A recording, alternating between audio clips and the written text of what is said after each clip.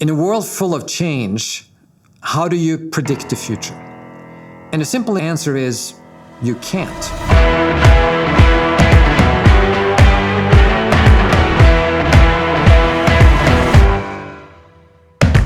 We often try to guess what is going to happen in the world.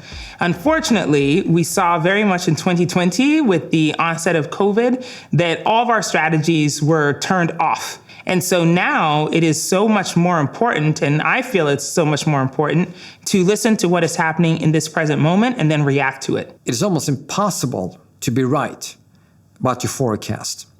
So what do you do alternatively? This goes to this idea of empirical creativity. And how do you implement that in your organization? You start out with a culture of experimentation. You start off small, trying out a lot of new things. And then some of them are not going to work out, and you shut them down. And then others, they are good ideas, they're getting traction in the marketplace, for example.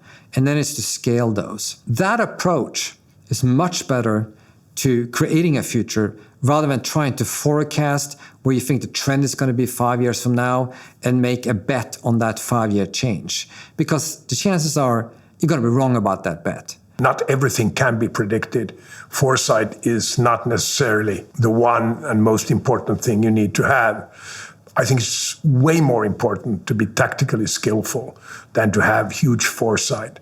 I think it's important to have a vision of the future, yes, but one should also have an open mind and realize that your view of the future is unlikely in every detail to actually become the future. Forward orientation.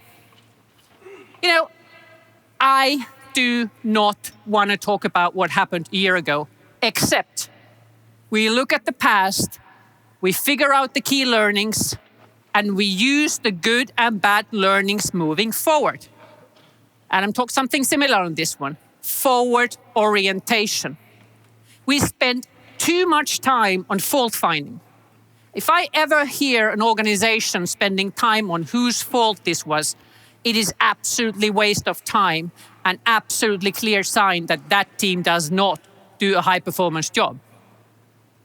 So the whole going forward, yes, you look in the past to learn, and then you move forward to improve. Now, key thing on this one is what I'm trying to show in this little diagram is that you actually start in the end. Let's assume you're responsible of a division or a product X, and you want to increase the sales of this product X. What you should not do is to think, what do I do tomorrow to grow this product sales, for example? What you should do is you put yourself target in the future. In 2 years' time, I want to increase this product sales by 50% or double it. And then you look at that point of time and say, what has to be true on that point of time for this sales to be double? And then you go backwards. All of us want a crystal ball, but I have always said that in order to know what's next, you need to pay attention to what's happening right now. It is the best predictor because however culture is shifting or moving, usually there are seeds that are dropped right now to help us understand where we're going. And so again, the real important thing to understand is how to connect with what is happening right now. Do you know enough about what is going on in the world around you, with your customer base, what they desire, what they're looking for right now? If you have the answer to that, you can pretty much bet that you know what's going to happen next. A lot of cliches out there. There are no such thing as setbacks, there are only setups. If there's a setback, your analysis is off.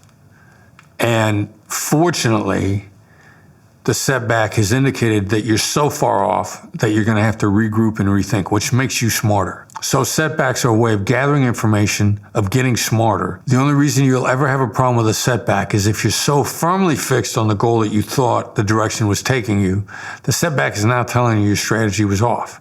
Can you pivot to a smarter move is going to be the question. And if you're looking at it from long term, then the setbacks always make you smarter. There's a school of thought saying that strategy is all important and you need to be very sort of figure out what actually your long-term goals are and what strategy you will apply. I don't belong to that school. I tend to say that strategies should be flexible and you should put more emphasis on your short-term performance. It's crucially important for a business leader to make the right calls in the medium, even in the short term. Strategy is good, but the real results are made in the somewhat shorter run. So you need to have a certain understanding for both, but you can't do without the negotiating skills and the sort of tactical viewpoints of the shorter run.